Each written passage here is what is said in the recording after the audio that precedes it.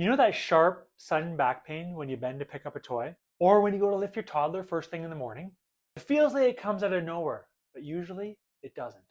Many back spasms are predictable and preventable. Today I'm going to walk you through a simple 5-minute routine that you can do in the morning to help be proactive about it and prevent that from happening again and again.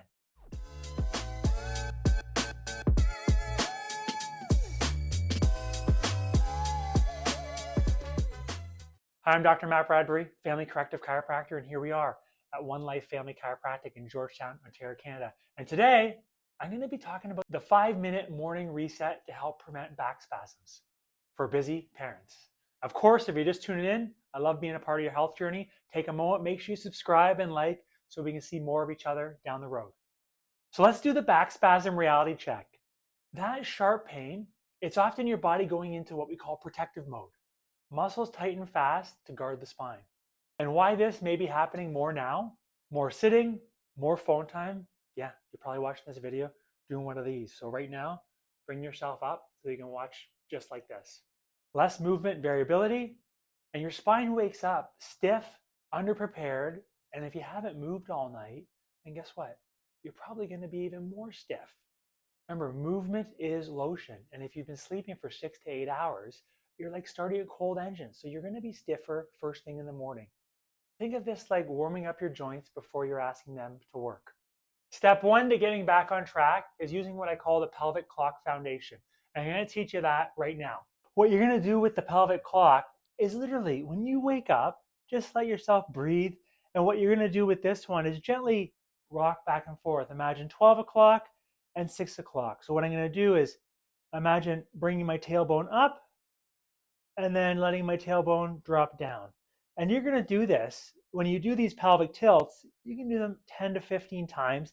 And this is a great way to help introduce some motion, especially in the morning when you've been sleeping and lying still for those 6 to 8 hours, getting some motion back through your pelvis, which is going to really begin to help you lubricate those tissues. So you're not just going from 0 to 60, you're starting slow and building up.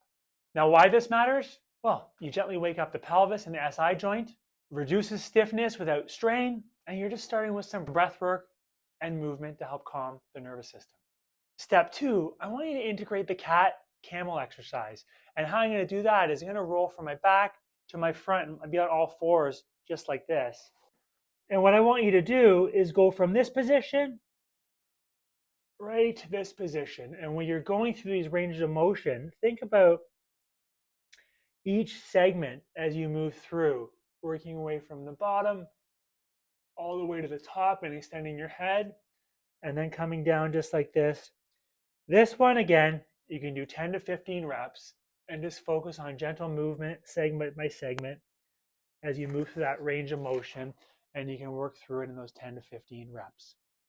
Now, why this matters? Well, it helps improve coordination between your spine, your shoulder blades, your pelvis, and just get some global movement in there to help you warm up and introduce movement to your day so you're less stiff and can get going that much faster. Step three, you can roll to your buttocks again. And what I want you to do is just introduce, well, that 90-90 position again. And you can work going back and forth just like this, 20 to 30 seconds, holding it there. And you can get on the floor for this one, or you can be up on your bed as long as you're supported. And just introduce some internal, external rotation of those hips, 20 to 30 seconds, or you can hold it for that position, hanging out there and just focusing on breathing. And a lot of times that restricted hip internal rotation, well, if you focus on breathing and practice it and consistently do it, you'll probably find that it gets a little bit less restricted and easier to move. So even within session, you may notice a difference. If you hang out, breathe, things get a little bit easier. And then you switch sides, spending those 20 to 30 seconds on each side. And remember, this helps improve hip mobility and sharing the load amongst the tissue so that you can move better and progressively get into your day that much easier. Now, as you organize your movement in step four, I want you to transition from sitting to standing. So you're going to bring your legs off the side of the bed. And what I want you to do is let your lower limb fall to the ground.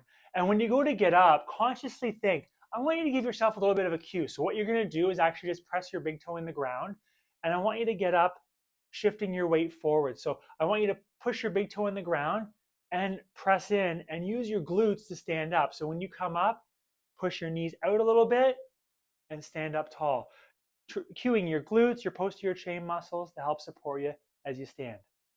Now in step 5, we're going to talk about the brace and lift finish. And I want you to actually practice just a couple of times, tightening your core. So just enough as if someone was going to tap you, you wouldn't feel like you're suddenly winded. So I'd brace, you may dig your big toe down, and I would even suggest practice movement. Remember, if you practice it, you will get better at it. So what you're going to do is just dig your big toe in the ground and lean over. And I'll practice gradually. You may feel a bit of stiffness there, lean into it and back up. Again, big toe down, knees out just a bit, turning your glutes on, focusing on shifting your hips back as you lean over. So that's the brace and finish, teaching you how to cue your abdominal muscles, your core, and hinging at your hips so you're primed and ready for your day. So I want to give you that stepwise progression. I want you to consider challenging yourself over a 30-day period to implement this. Try those simple things every single day in the morning, before your coffee, before your kids get up. Try them. Remember, motion is lotion. It's going to help you in the long run. Consistency is one of the key things to help you get your result. And remember, as you move through life and do all these wonderful things, oftentimes I will talk to many of people who have done these things.